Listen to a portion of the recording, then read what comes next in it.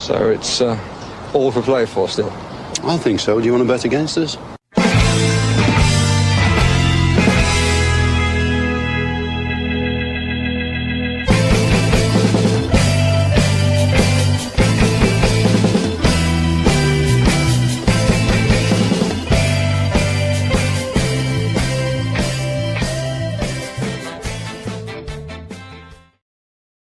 Hello, villains, and welcome to For the Love of Bomb McGrath podcast.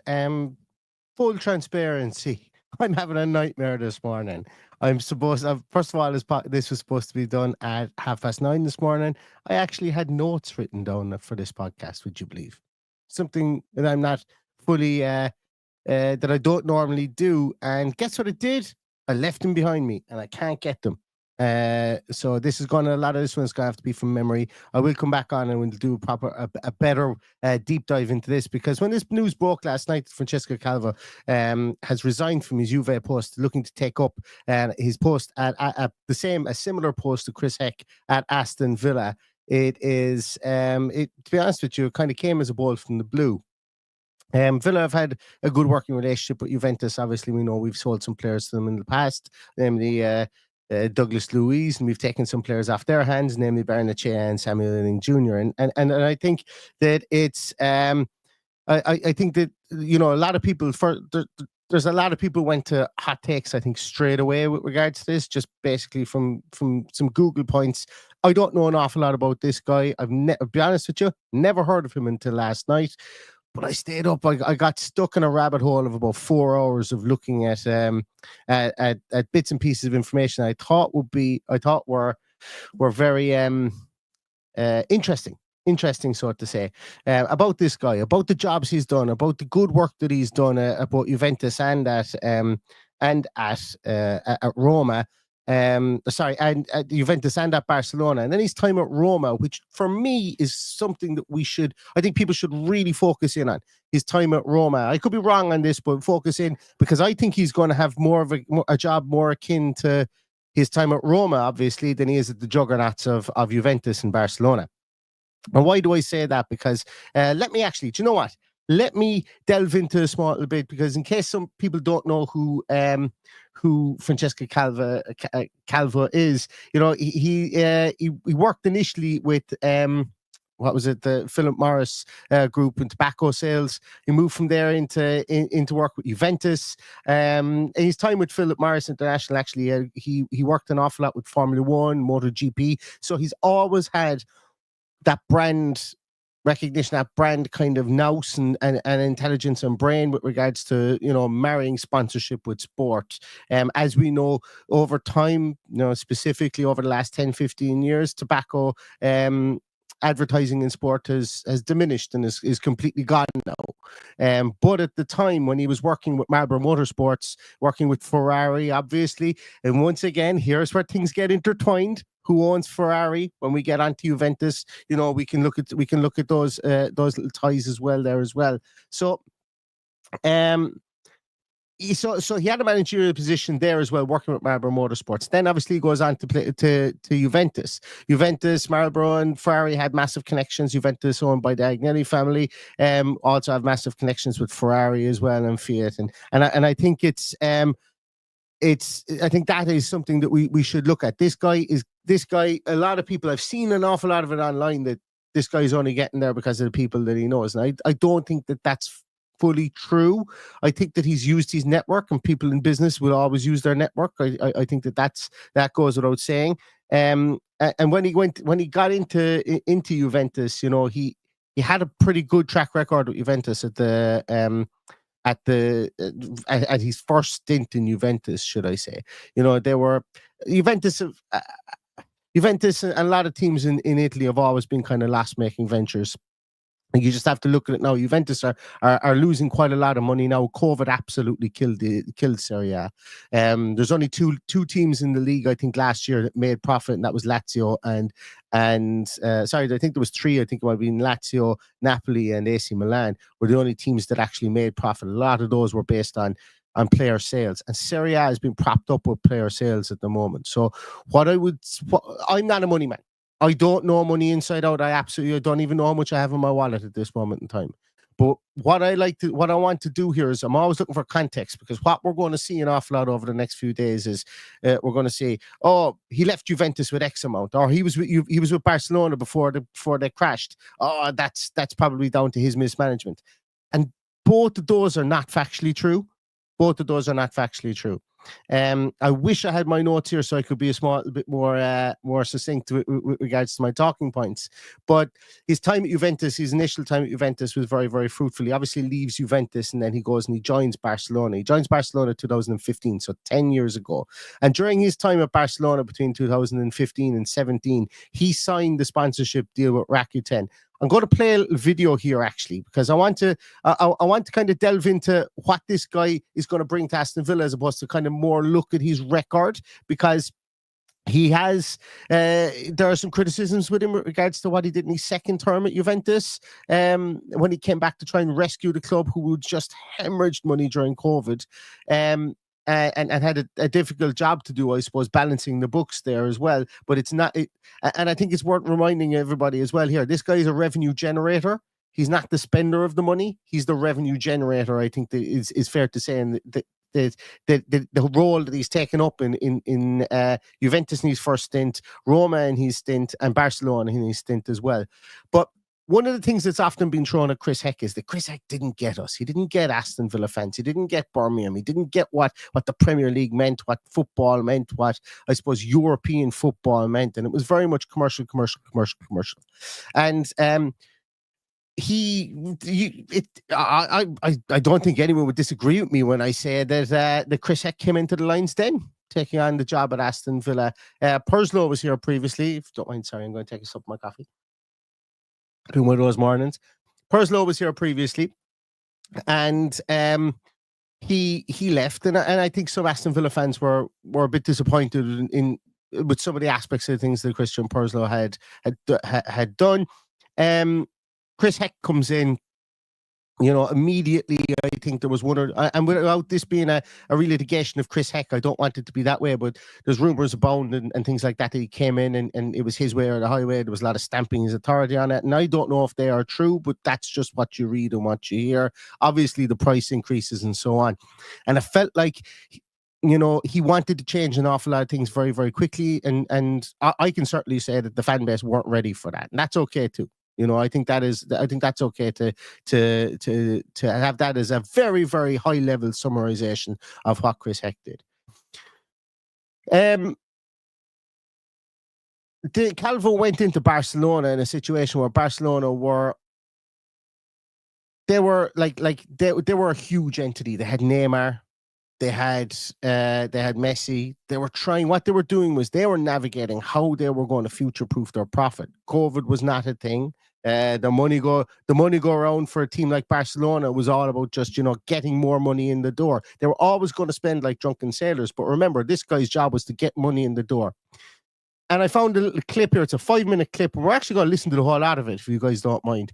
We're going to listen to it. He talks about how he's ingratiation into an extremely difficult part of the world to ingratiate yourself into at times. Catalonia, I hope we've got no Catalonians here. I love Catalonia. I've been there many times. I've got, I actually work with two people who are from Catalonia, but they're very proud of their area. Barcelona, the club itself, is owned by 145,000 people.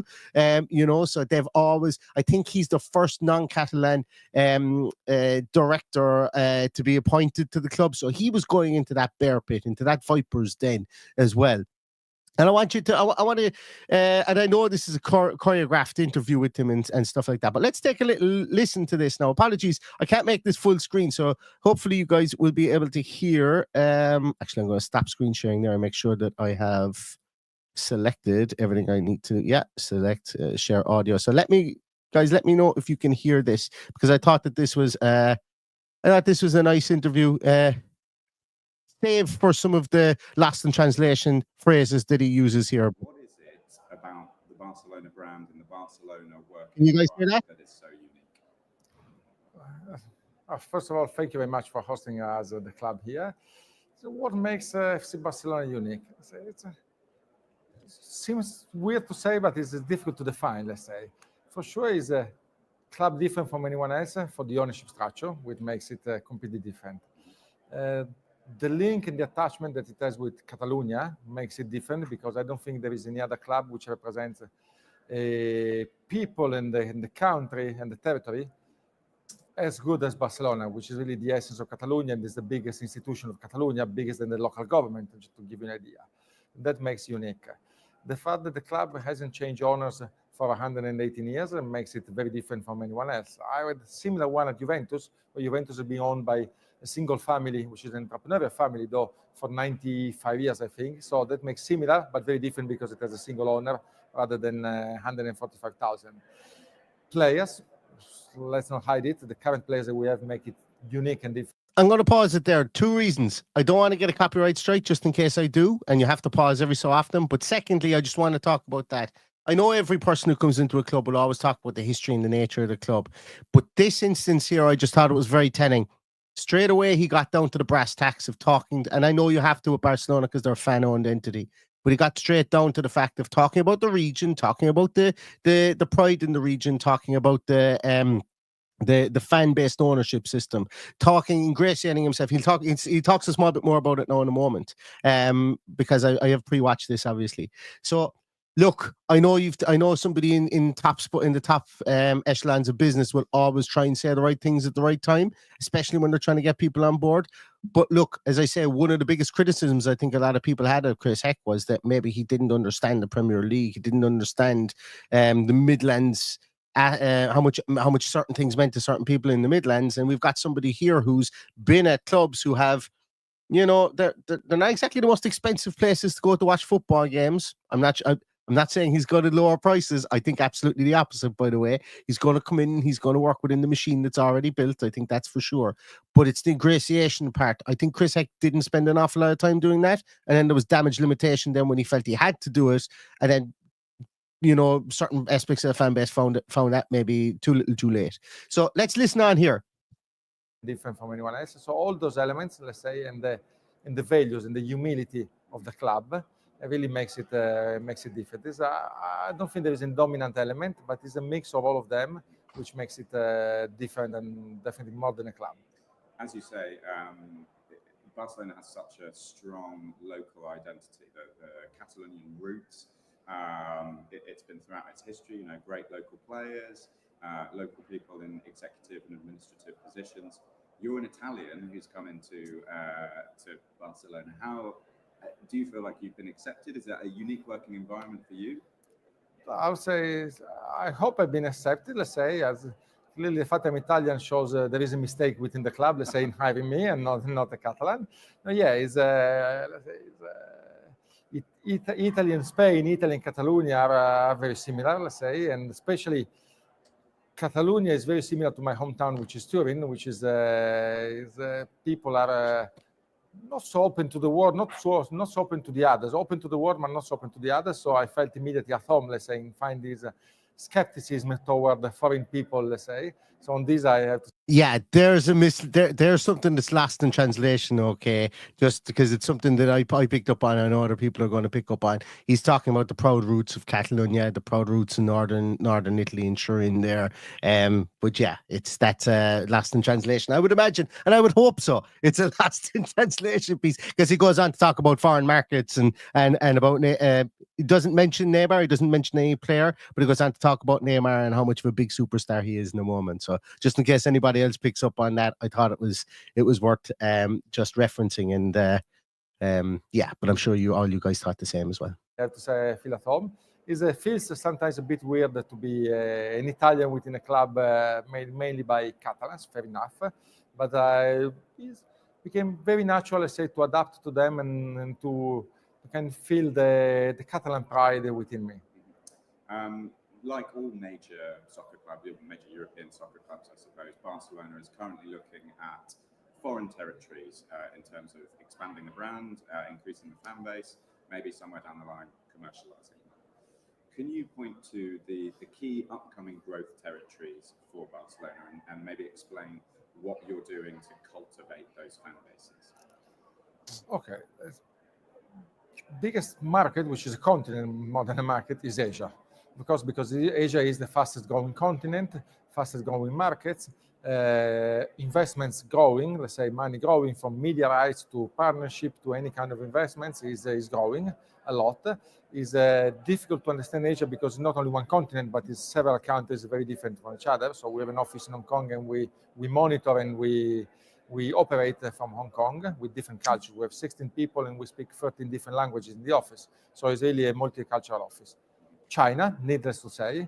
China, although everybody thinks is the El Dorado of money, of everything for everybody, China is very difficult because I think we need to understand how European football can help China develop football. And we need to understand also how China can help European football financially, or not only, let's say, to develop. So it's a two ways understanding, which is very difficult. And I don't think that anyone has yet found the route to China to be successful in China. We have several projects which we announced in the last few months in China, and we'll see in several years, I would say in 10 years from now, if we'll be able to capitalize and if we're able to be accepted in China. US as an important market, as I just explained, we open an office, and it's not only commercially driven, the office, but it's about institutional relationships, PR, the development of US sport, learning from US sport, because there are many things that we can learn from the sport and from the sport business. Brazil is an important one. Let's say Brazil is an enormous country. It's a very, not really stable economy, but we have the biggest Brazilian athlete, and we want to understand together with him how we can reach fans and how we can communicate with them. Again, I just want to stop it there. I let that play a small bit quicker because I'm trying to. I had notes written down, but I'm trying to find the source documents where I found those notes from. So apologies to everyone on that. While I looked like I was up, down, left, and right there while that was playing. But I think that's important. Look, he talks about strategic routes, talks about Asia, he talks about the US, he talks about Brazil, talks about marketing players in certain areas. I think that's really, really important. Aston Villa have gotten catapulted into the world sphere, I suppose, really, with regards to their partnership with Adidas. We know that they've won an award for their sports branding with Adidas, I suppose, mostly coming from the Ozzy Osbourne and Geezer Butler and Sharon Osbourne bits that they've done throughout the course of the year. You know, that brings global eyes, and fair play to Heck, he would have had a part in that as well, for sure. This guy understands that. This guy's bread and butter was like he's been direct. He's been like everywhere he's been. He's held a he has a master's of strategic marketing. He's a marketing man. He's held the position of director of event marketing with Philip Morris. He held the commercial director of Juventus. He was then promoted to chief revenue officer. He's the chief revenue officer of Barcelona. He was the chief revenue officer of Roma. So he was the guy who was involved in get us the money into our balance sheet. Then he became the chief operating officer of Roma, and then he returned to Juventus to become the chief of staff there in 2022, and he's the chief of football. He's the chief football officer there. So he's basically the second in command at Juventus at the moment. So he brings a wealth of experience. But the reason that I'm going through his CV and his resume there is because it's not his first rodeo. This is from 10 years ago. And he's talking about marketing players to certain parts of the world. I think we've been very behind the eight ball, and we've been very stuck regionally with regards to that. I think the fact that we haven't generated as much fanfare from the club. We're getting a guy in now who people are hearing about the club in different parts of the world, and he has marketed, albeit big clubs, he's marketed them tailored on the players that they've had. Obviously, pretty easy market Juventus when you've got Cristiano Ronaldo. Pretty easy market Messi when you've got Barcelona when you've Messi, Neymar, Luis Suarez, all those guys playing for you. But he still had to do it. And arguably, and it's not even arguably, you just look at the balance sheets, but Juventus in his first stint and Barcelona in his stint there were making money hand over fist. And Barcelona were on the road to having 1 billion in revenue, and then it all came crashing down. I'm not going to say it came crashing down because he left, but it came crashing down. We're going to look at something on that now in a moment as well. Just want to, I'll play this out, but there has been confirmation, and I'll read it. It has been confirmed that he has actually left Juventus as well. That is broken in the last 50 minutes. It's fair to say that especially when you're talking about sponsorship assets, obviously you have the club as a whole, but you also have individual players. with increasing amounts of sponsorship and increasing sophistication of how sponsors use their sponsorship, how do you maximize the limited time available for the players?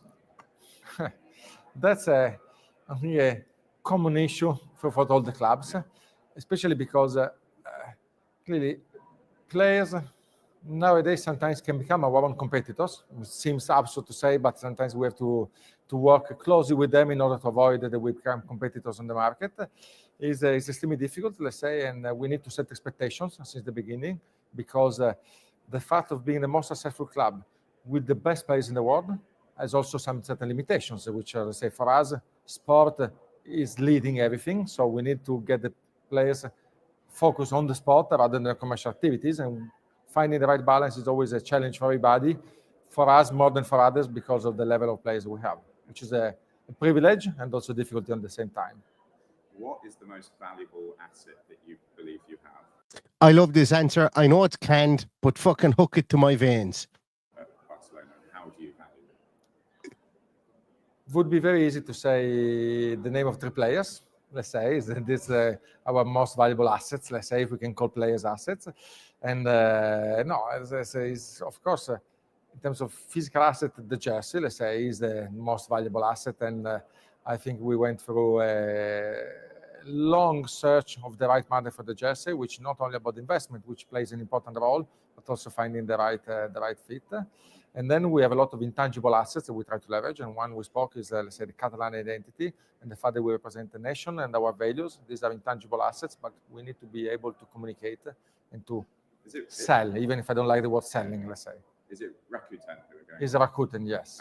Is it true that story? Before we get on to the Rakuten story, and I think that's big because the Rakuten deal netted Barcelona. It was their first deal of getting sponsorship outside of the charity. I can't remember what it was. Was it the UNESCO, or I can't remember who it was that was on their shirt previously, but Rakuten netted them 50 million a year back when very few clubs were getting 50 million a year. And that deal only ended in 2022, I think it was. And then obviously Spotify came on for Brazilian euros after that. But to be able to get somebody on the front shirt for me is big. Now we're going to look at another video from somebody that I found that I've been speaking to with regards to his last stint at Juventus as well, where he was unable to get a sponsor across the line. But one thing I want to talk about there is he talks about, look, players are intangible assets. Don't want to talk about them as assets. I think he means by there is they're transient. Players can come and go. You can't build your balance sheet based on what players you have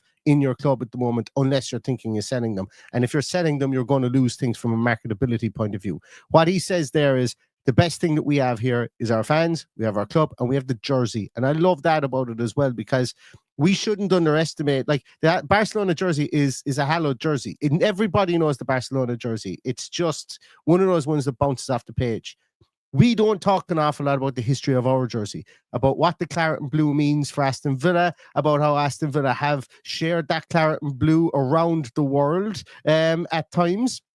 You know, being the founding member of the Premier League. I know Chris Heck has been very good at this, you know, talking about, but essentially he had to, because he was in the 150th anniversary.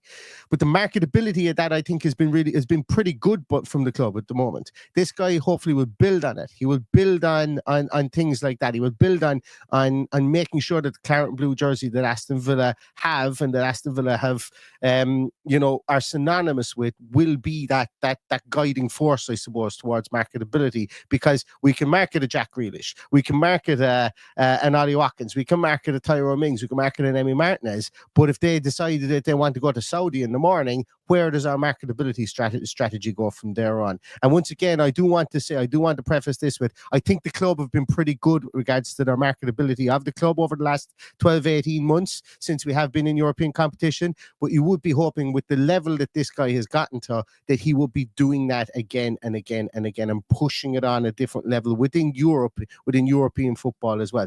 I'm actually going to stop sharing the rest of the video. He just gives an anecdote about how Gerard Piqué introduced him to Mkhitaryan, the guy who owns Rakuten, and then he negotiated the deal with him based on that. And it was at the time one of the biggest, if not the biggest, front of shirt sponsor in world football at that time.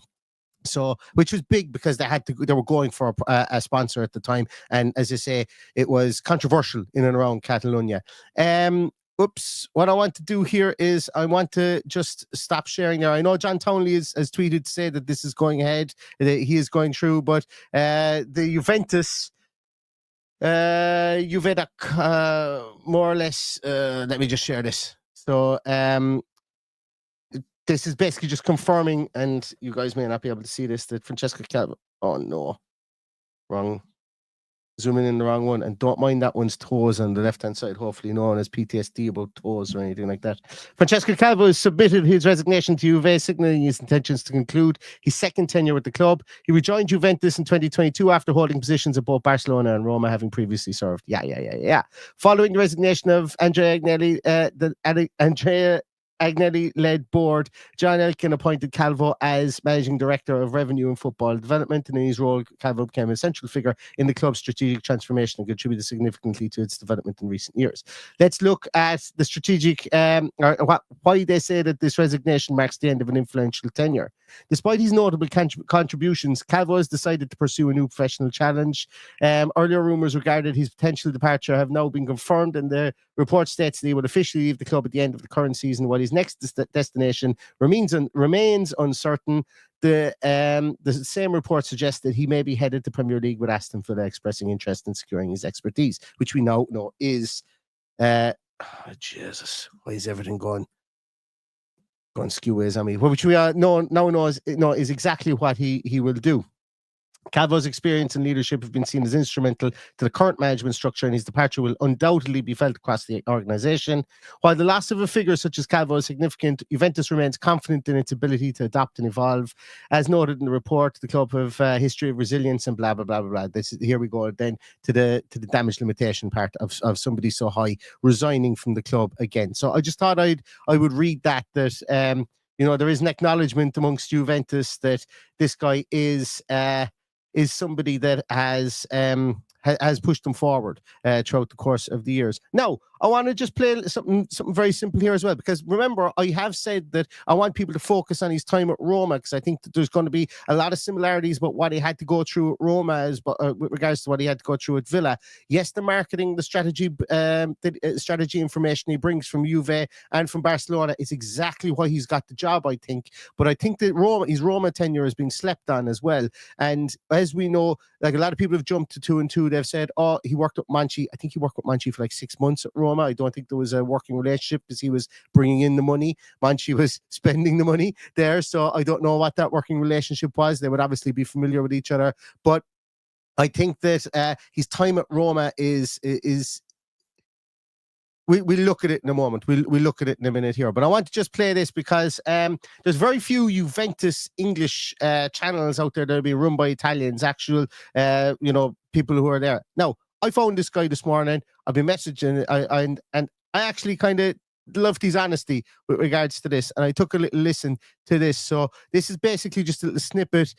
He talks about a very interesting piece that you probably won't read anywhere about the Juventus kind of had a debacle with regards to not being able to get a shirt sponsor this year, and I think that's interesting. And we always play the good with the bad here. So let's listen to the old lady Juventus. The management. What's happening from a manager point of view? Calvo, our commercial director, resigned and is moving to Aston Villa. First question is, did he resign or was pushed out, or was an agreement for him to leave? This means that if you consider Calvo wasn't able to bring any big commercial agreement, we don't have a sponsorship yet. We still have a fake sponsor. We don't receive any money. We don't have a big commercial agreement. So from that point of view, I don't know how much was able to move the needle for Juventus commercially. Second, if it wasn't for Elkam that was bringing Jeep back, Juventus wouldn't have had any other sponsor. He tried to sign up something with ITA, but didn't work out because the government was breaking it. He brought something else, but again, we don't really know what he brought. Nobody said anything. So from a commercial point of view, maybe Juventus has generated enough revenue that was expected, but the fact is moving to Aston Villa is a big question mark. The second thing this news shows two things. First, there is there will be a change in the management of you. Now, I know it was only a short clip, but I think that's interesting information. You know, you have somebody who live breeds Juventus here, who obviously knows the inner workings of it, and it's kind of saying, his second tenure, they struggled to find a front of shirt sponsor. Now, we've just heard that he was the guy who brokered the Rakuten deal. Maybe the deals weren't there for what they felt were commensurate with that. Once again, that famous Turin jersey, that famous Juventus jersey. So I don't know, but we will take everything with the dollops of salt that everything requires in an appointment like this. Because as I say, I'm not going to sit on here and say, yeah, I've been watching this guy for the last 12 years and I know exactly what he is.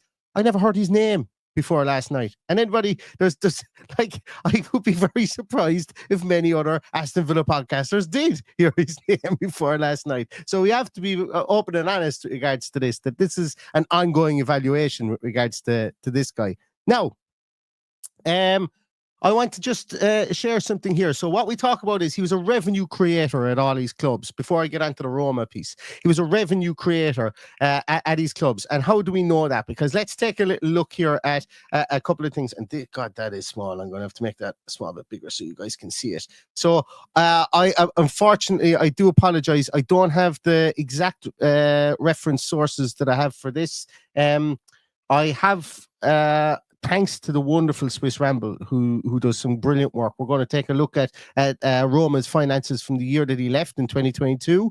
We're going to take a look at those in depth because I want to. There's 2 or 3 little pieces in that I want to look at. But I want to just take a look here at Barcelona's just a very high level view of what Barcelona's financial figures were over the course of the last whatever years here from 2005 to 2021. Because a lot of people, when they hear Barcelona, they go, oh, bankrupt, lost a ton of money in a pile of debt. And that wasn't always the case. Clubs can work in debt. Lots of clubs do work in debt. Just look at Manchester United, look at Chelsea, look at all those clubs. You know, when you're big enough, you can work with your debt. As long as you're servicing your debt, you may never have to actually realize that debt at any stage. It's funny money a lot of the time. But Barcelona's hasn't become funny money because there's been an issue here with squad costings and with the FFP, whatever it's called, the ratios and the salary ratios and all that kind of stuff within La Liga. So when we look at revenues here, so remember, this guy was with Barcelona from, Jesus, I can never remember what dates. He was with Barcelona from 2015 to 2018. All right. So 2015 to 2018. So let's take a little look here. So he arrives in 2015, 2014, 2015. Their revenue was 561 million, and this is very high level. I know this is like literally Wikipediaing it, but still, I think it shows that over the times that he was at the club, and bearing in mind that this massive jump here is to do with signing that deal with Rakuten, which he did. So in his period with the club, he grew revenue every single year. And look, no one needs to be a genius to understand that the drop off in revenue here is the reason why Barcelona is in difficulty at the moment. But as I always say, Barcelona will always find the money. They will be fine. They will always be fine. So what we want, where else was I looking at here? So annual results here as well. Once again, has a 15 million operating profit. Then in 15-16, when he comes in, 29 million. Then they spent that 29 million the next year, 30 million operating profit, and then 4.5 million operating profit. And then you see these massive losses due to COVID absolutely crippled them. You know, so if anybody's wondering what happened in Barcelona, it was simply COVID. And guess what? Look at Juventus's finances, COVID. Look at Roma's, when we're going to look at them again in a minute, COVID. So, you know, big teams got in big trouble when COVID hit. And look at the total debt pieces here. So debt actually came down in his first year with the club. Debt fell by 100 million in his first year. Then it rose again massively in his second year. It rose again in 2018. They were buying lots of players there. They had their own level of Galacticos there as well. But then we can see it absolutely spirals out of control then when COVID hits. Again, you know, once again, this period is the dark period for Barcelona, because that's when their debt hits. So look, as I would say as well, and also as well as James Wood says, you know, Messi leaving, he talks about, so when he was with the club, up until 2018, they had Messi. They marketed him, but they didn't want to be. He was talking about, and this is 2017 as well, when that interview was given. He was saying, I don't want it to be marketable. He doesn't even mention Mexico or Messi. He mentions Neymar in that, but he's talking about it being, the club being the marketable force as opposed to the players. As you can see here, Messi leaves revenue does fall, but it also coincides with COVID as well. So like we can't say that it was because of Messi leaving. But I like where he was coming from with regards to that, or maybe what he was trying to implement within the back the levels of control there. Now, I'm going to get on to the Roma piece because I'm talking way too long. This is only supposed to be like 15, 20 minutes, but I'm enjoying this. And if I did have my notes, it would have been a bit more concise. So I want to say thank you so much to the wonderful Swiss Ramble.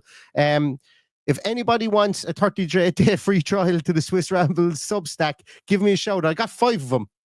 And I've got no one to give them to. So if you want them, send me a DM on Twitter or email fortheloveofpaulmcgrath@gmail.com and I'll give you a 30-day free trial. That's nothing. I'm not sponsored by Swiss Ramble or anything. It's just a nice thing he does when you sign up for his Substack. He gives you those. So what I wanted to do is I want to take a look at this, and I'm not going to go down through the whole financial report because, frankly, I don't fucking really understand the whole pile of it.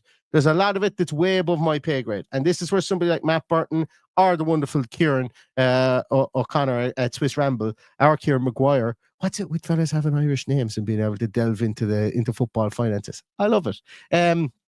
But let's take a little look at this. Now, this is obviously 2024. I know that this is technically the financial statement for the year after he left. We can take a look at the 2021-2022, but one of the pieces I wanted to talk about here is specifically to do with a very specific situation that I think Villa are going to come up against in the very, very, very, very, very near future. Probably we will hear about it once a ball is stopped being kicked in the Premier League as well. So just want to go down through it here as well. Good news is that Roma's pre-tax loss more than half, narrowing from 219 million. So he had a 219 million pre-tax loss in 2021, 2022. Obviously, COVID years. Coming out of that, it narrowed to 99 million. So very frugal, was able to. So this is in the 2022, 2023. I don't know whether there were levers that he put in place prior to leaving, but once again, as I say, I don't know how to pile about about what was done here. I don't understand the finances to know whether this is the embers of a previous regime or the due to what the next regime put in place. So I'm not really going to go into too much into that. But are these lovely graphs here, because I don't really understand it. What I wanted to talk about here was the actual the Italian league itself. I said about Serie A there previously. So like this is back in 2020, this is in 2022, 2023. We can see here that most teams were making a loss. Once again, coming out of COVID, you've only got 5 teams here that are making a profit: Atalanta, Cremonese, Napoli, Milan and Sassuolo. Who Sassuolo have been relegated since, Cremonese have been relegated since. So go figure, I suppose, really with regards to those. But look at the teams down the bottom here. Obviously, Monza, massive new owners, and so do Como. We have Inter there, we have Roma there, and we have Juventus at 117 million loss. Remember, he wasn't part of the Juventus regime at this point. So that is important to understand. So what I want to do as well is I want to look down here and see highest losses after tax in the last 18 years. So this goes up to 2023, 2024, or 2022, 2023, should I say. We can see here that Roma had some massive losses prior to him coming in, once again due to COVID. So Roma were in the tank, as were Juventus, as were Milan, as were Inter, as were all Serie A clubs. But look at the eye-watering numbers that he had to deal with during his time there, because he was brought in there to try and navigate through COVID, and there was serious losses in there. But once again, you can't solve for X without saying the words COVID during those years. It's just a fact. There was no one in stadia. There was no, and obviously, look, Italy being hit more than most places. We don't want to relive those times because they were harrowing for a lot of people, but that's a fact of life, that the way that was. But what we can see is here that when things started to return to some semblance of normality, he was able to get it down to a functional loss of 99 million. Okay.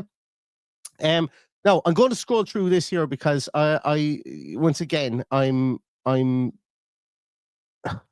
making sweeping statements on stuff that I don't fully understand here. But this is one that's really interesting as well. Is that, you know, Roma only making 47 million in player sales. I know that their player sales did drop an awful lot, and also they had just sacked Jose Mourinho as well, which he brought in older players and bigger wages and stuff like that. So, you know, management, he wasn't in charge of appointing the manager, but the manager was appointed, and, you know, they get to a European Cup final, all right, but at the end of the day, you know, when Mourinho comes, sometimes he does leave a big black hole behind him.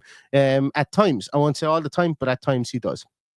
Anyway, here's an interesting piece as well. Profit and loss for Roma. Look, he comes in 2018-19. He's actually doing a pretty decent job. He's reducing the deficit. Then COVID hits. Boom, boom, boom. And then 2023 here, once again, as the world starts to reopen up, specifically in Italy, he starts to get it back on somewhat of an even keel again, albeit a manageable. I know 99 million isn't that manageable. Anyway, sorry, I'm rambling here. Let me come down here. There is a piece here. It's broadcasting rights. They lost out on broadcasting rights. Was a big one for them as well. There's a piece here on FFP that I'm looking to find, because I think it might be in the conclusion. And as I say, I had this written down in my notes, so I do apologize for not having this to hand. I need to find it. Yes. So this is also another piece as well here. So Roma have long sought a new stadium. Their match day revenue has been on the low side compared to elite clubs. Where have we heard that before? But their vision has experienced many delays. Where have we heard that before? The latest project in the Pittarella area was presented to the local council in October 2022. Where have we heard that before? And the cost is estimated at around 600 million. Okay, so he's been part of developing a plan to redevelop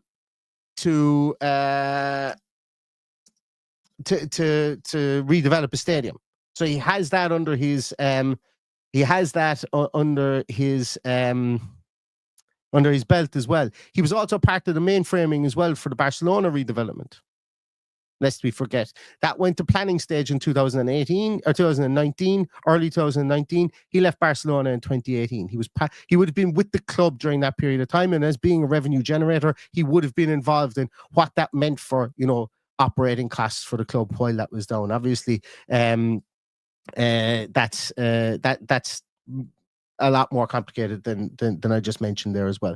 So anyway, I'm just looking here for the piece. There was a piece here with regards. Oh yeah, there's another one here as well. So one thing that absolutely killed Roma too as well is that Roma had a 3-year shirt sponsorship with Digital Bits blockchain. It was a blockchain company. You guys might remember it. They went bust. They're a Chinese blockchain company and went absolutely backs to the wall. It was terminated early. They stopped making payments. And in the short term, they were replaced by Toyota. And then the club signed a deal with Riyadh Season. The reason I wanted to bring this up is he negotiated that. He negotiated the Digital Bits one for 12 million. That goes upside down. He gets a short-term replacement for Toyota to keep the money rolling in, and then he signs a deal with Riyadh Season to replace the money from Digital Bits. So he wasn't held over a barrel with regards to shirt sponsors. Again, another shirt sponsorship deal. Is it the 50 million that Barcelona got? No, I wouldn't expect it to be. But I would expect Villas to be on the higher side than 12.5 million going forward as well. He also once again the Adidas link here. He negotiated the new Adidas supplier as well, and also negotiated back of shirt sponsors and training kit sponsors as well. I do apologize. I'm just trying to find the specific piece that I want to talk about, because it is to do with yes. So other expenses. Roma's other expenses also fell 8 million, 6% from 123 million to 115 million, partly because the year prior included a 12.5 million provision for the UEFA FFP fine. So this is why I think he is another This is why I think it's another great jigsaw puzzle as to why Aston Villa would want this man over their team. We are going to find difficulty with squad cost ratios. We're going to find difficulty with FFP from a UEFA point of view if we can keep getting into Europe. We've already fell victim of it. We've a 96% squad cost ratio to our revenue at the moment. We are going to come up against, we're going to be butting heads with UEFA. This guy butt heads with UEFA early days. He was able to negotiate a payout. He's done this before. He understands this. Chris Heck won't have understood this. No matter, there is no precedent for this. I would prefer to have somebody in here that was able to deal with UEFA. Again, the Agnelli family are big players within the UEFA ownership group and so on as well. I would want him here to be able to negotiate that, to have prior of that. You're better off having somebody who has that knowledge than somebody who doesn't. He's been there, he's done it, he's gone through it, albeit it was 3 years ago. So I think that's really, really important to keep in mind from that point of view as well. There is also something here to do with the squad cost ratio. Yeah, their squad costs, Roma's squad costs went really low. Mourinho bought in a lot of older players, and it affected their squad cost ratio as well. So he would also be aware of dealing with that with regards to where we are or where Aston Villa need to be. Right, I'm going to stop sharing this here because there's just way too much information here. But I really wanted to bring up that point about Roma. People would sleep on his time at Roma. They will look at his time at Juventus. They will look at his time at Barcelona. People will ignorantly go, oh, he was there with Barcelona before they crumbled. He must have been part of the fault. Not always true. I don't know how true that statement that he was part of the reason that Barcelona fell is. I don't have the financial literacy to be able to tell you that. But from my ignorant knowledge of it, I would say that he was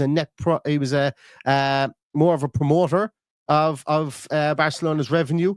He wasn't doing the selling, he wasn't doing the spending. He was doing the generation. And what Villa need is somebody who can generate revenue, can generate it in different parts of the world. We've seen Heck is concentrated on the locality, he's concentrated on the existing fan base, and he's concentrated on getting the stadium with the GA plus the hospitality up to Premier League standards. I think it's fair to say we don't like it, but he's gotten it up to Premier League standards. What can this guy bring from a marketing world over point of view? That's what I'm looking for. What can he do with his knowledge of revenue building to build a stadium? Remember, he was trying to build revenue for a 600 million euro stadium. Villa won't be spending anywhere near that on redevelopment of the North Stand. And he also is able to tap into rich owners. He was part his ownership structure as well that I mentioned previously. Barcelona, fan-led club. Agnelli, family-led club. Friedkin group, not a fan-led or a family-led group. More so investment group, venture capital group, if I'm not mistaken as well, and so on and so forth. I don't know enough about him to be able to talk anymore. That's just my ignorant view on him. But he's dealt in different structures. He's going to now be dealing with owners who probably straddle both sides. You're talking half Agnelli, half Friedkin, but they're going to be able to throw money at stuff as well. And lest we forget, a lot of people will obviously know that Sawiris will know this person inside out through his relationships with the Agnelli family, due to being on the executive partners board of Exor, which he doesn't have a financial interest in, but that's just like a brainstorming business idea sharing group for fund investment generation as well. So there's a lot of intertwining levels to this appointment. And I think, to be honest with you, I think from a CV point of view, from what he's done point of view, from the clubs that he's been with, I think it has to be seen as a massive positive. I don't know. As I say, I don't have the knowledge, but from the layman on the streets view, which all I'm giving you here, based on digging into this and trying to figure it out myself, he's dealt with some of the pitfalls we're going to come up against. Revenue generation for a new stadium. He's built revenue generation in foreign lands. He's dealt with UEFA with regards to FFP. There are things that are on the horizon. And why not get somebody in who's done it all before? Right. I'm going to wrap it up at that. I spoke for way too long. This is supposed to be a 20-minute podcast. And plus, I have the wonderful, wonderful Matt Law coming up at 11 o'clock as well. It's a 2-day it's a 2-podcast morning. You know, sometimes they're like London buses. I told you I was reinvigorated about Aston Villa. I was, after the wedding, I had a bit of a come down. You know, there was an awful lot of release of pressure after getting married and stuff, and I was a bit drained. The win against Fulham really reinvigorated me again. And I'm absolutely delighted to be able to do this podcast. I'm delighted to have you guys here watching me. So if you want to join us again at 11 o'clock, we're going to have the wonderful Matt Law. It's going to be the big Ollie Watkins, probably going to be the big Ollie Watkins loving, because I think that it's, I want to do one of those, but we'll also be talking to him about everything else, Aston Villa, and what he knows from his beat writer station there at the Daily Telegraph. And also we'll talk to him a bit about Chelsea as well, because he is the Chelsea and the Spurs reporter for there as well. So join us again at 11 o'clock here on For the Love of Paul McGrath podcast. In the meantime, everyone, stay safe, stay healthy, and all that's left to say is up the mighty Aston Villa.